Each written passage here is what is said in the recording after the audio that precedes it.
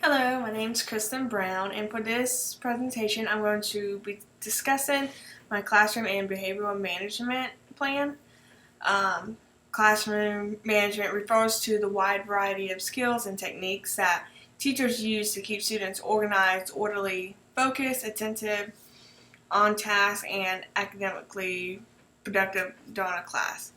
Um, This meaning that the more effective a teacher is with his or her classroom management solutions, the more minimized the chances are of disruption and misbehavior in the classroom. By having a very effective classroom management plan, the teacher has set the building blocks for a safe and productive uh, environment in the classroom. The students need to feel safe in their school environment, and having role models to look up to with the teacher is key. This leads to a good teacher and student. This leads to a good teacher and student relationship where the student's learning is enhanced with the feeling of security. Um, Once a safe environment has been set in place, then learning can take place. Um, I'm going to give a brief overview of my philosophy. For me, I notice that my philosophy is constantly changing and developing over time as I further my education. I've gone and had a 2 week long internship with the kindergarten class my senior year of high school.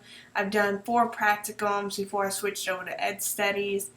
I volunteer. I've substituted. Um, But because of all that, I see how things have changed for me and my philosophy. Um, and I expect it to change over time. If not, then that's me not seeing any kind of development in my studies and experiences in the classroom. So, for my philosophy of classroom management, it is that all students can learn. Our students deserve a chance to succeed and to be treated fairly and equally. As a teacher, it is important to value each student as individuals worthy of my care and attention, no matter their ages, disability, or race, nothing. A student is a student, and I know that they can do their best. Um, and it's important to just, in general, just to value their worth and their opinions and input. As a Christian, I am called to treat everyone fairly with equality and to love each person with the same love that Christ has for me. It is my duty as a Christian to be the voice of the voiceless, stand up for the oppressed. I mean, especially if me want to go into kindergarten, it's probably most of their first years in a school if they haven't gone to a preschool. So being able to stand up for them and guiding them into their education, it's a blessing. And I know the Lord is who has brought me to this. Um, when it comes to classroom organization, I believe that, let's see how to explain this. My future classroom will be set up in a way that encourages cooperative learning and discussion and group work activities.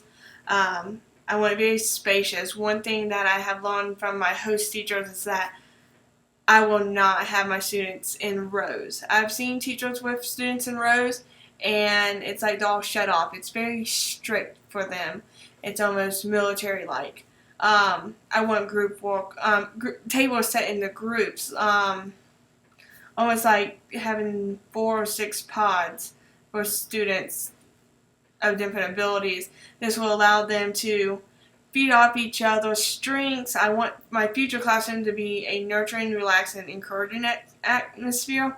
So one part of my classroom, which is one of my favorite spots that I will have probably the most passion for set up in my classroom, would be my classroom library. I believe reading is the key to everything. It's one of my passions. I'm always reading and encouraging others to read.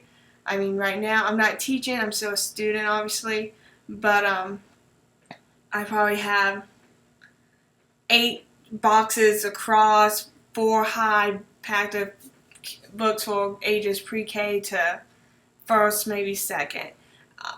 I'm very excited for this place in my classroom. One thing that I have learned from other teachers is making your classroom homey, and with my classroom library, I wish to buy get one of the small couches or bean bags for the kids, and also I bought stuffed animals that go along with a lot of my books, and I will have them as reading buddies. So when students, especially the kindergarten, they can get a stuffed animal to sit there and read with. It just makes it feel homey, more relaxed for them.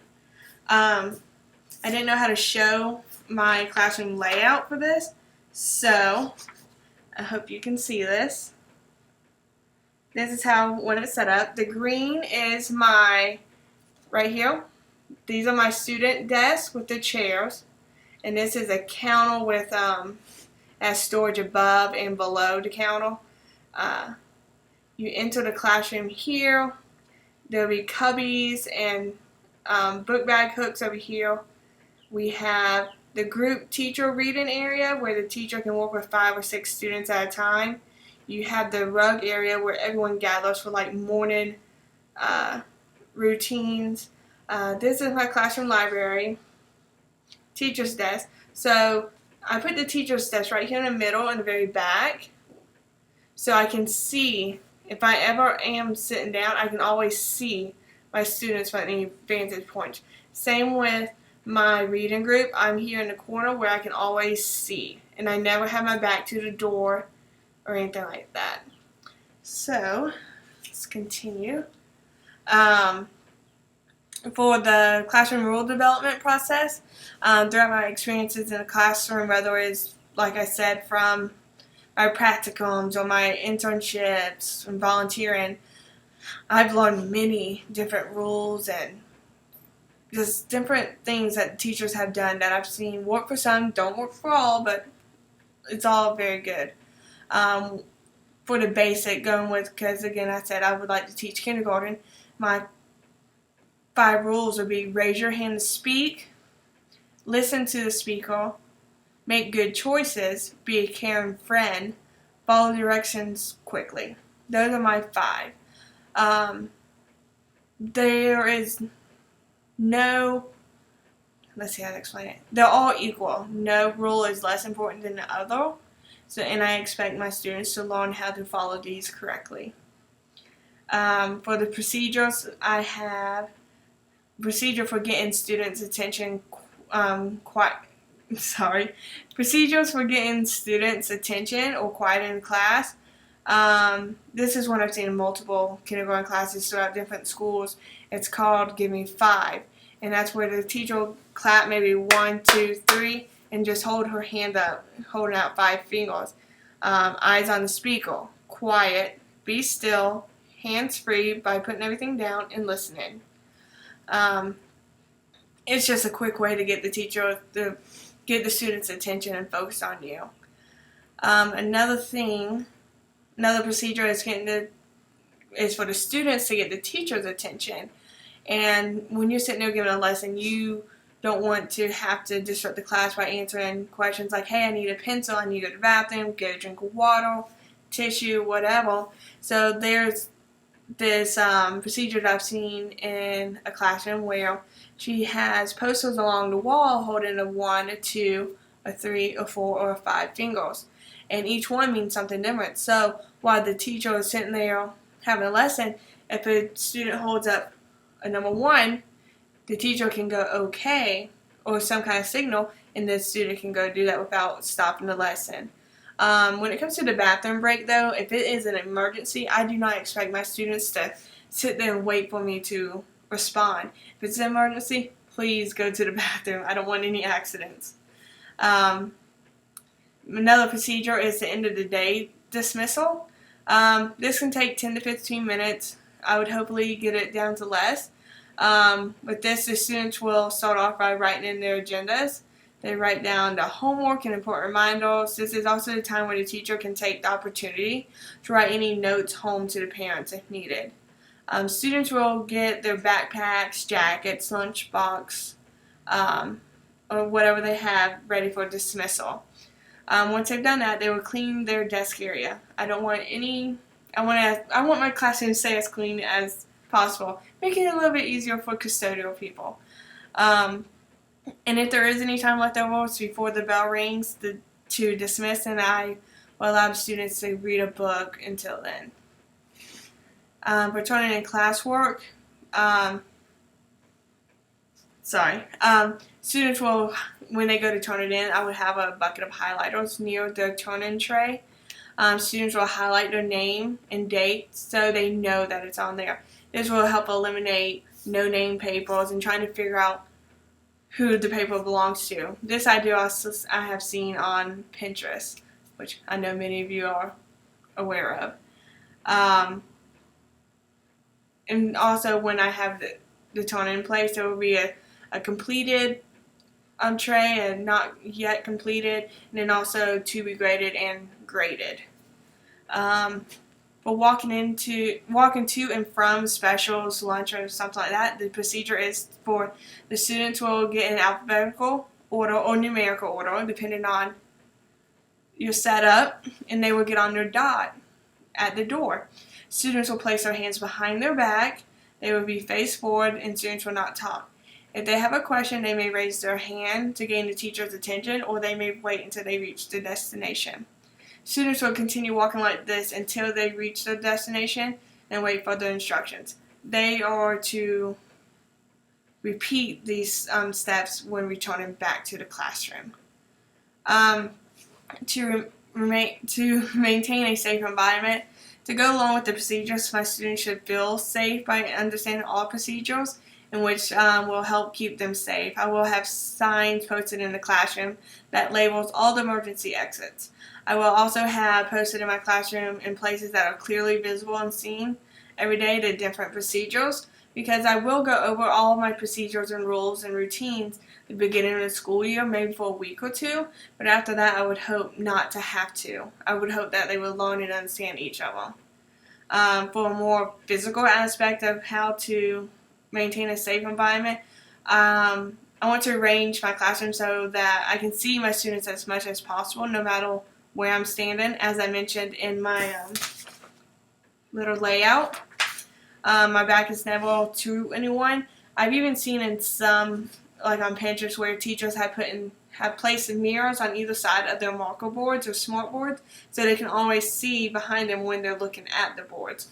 And also organizing my classroom space in the classroom, to enable as much movement and interaction is also important. If the classroom is cluttered and disordered, then this can cause chaos when students are trying to follow procedures, especially emergency procedures. To maximize effectiveness, getting to know my students and be able to differentiate from persistent behavior versus a student that's just having a bad day. It's important to keep with your strict consequences when rules are broken, but sometimes it's better to just sit down and speak with a student. Everyone has an off day, so maybe the student just needs to talk to somebody. It's just important to be able to understand the student. So getting to know them and knowing their personality, that's probably one of the main key things to maximizing the effectiveness of their classroom management. For accommodations, a major part of effective classroom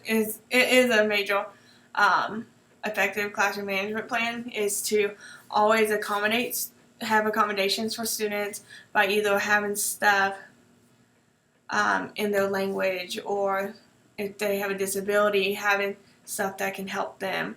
Never have a student who feels singled out or left out. It's important to make the classroom to feel as a family and as a whole. For parent communication, this I know is a big factor in a lot of schools nowadays. Communication with parents is a vital key that can enhance the teacher's effectiveness in the classroom. Parents are not like anybody else. They want to know about the positive of their students and they want to know how well the students are doing. They don't want to know about anything bad, so when you go in and have like a conference, start off positive and you just mention some places that the student can improve in. Outside of the normal like notes home or an email, phone call, to parents, things like that. There's an app I've been able to see someone use called Remind 101, and this is an app that parents and teachers can download. It's for a way for them to stay connected. This app is just one way that, say for instance, there's homework due Friday, the teacher can send out a mass text message to the parents, or the teacher can send individual messages. Or if there's a field trip form that needs to be returned, then just send out a quick message and the parents will see. But yeah, I will not stray away from the original traditional aspects of communication, from notes home, phone calls, conferences, newsletters, and such as that. And I think that's it for this presentation. Thank you for your time. Have a good evening. Bye.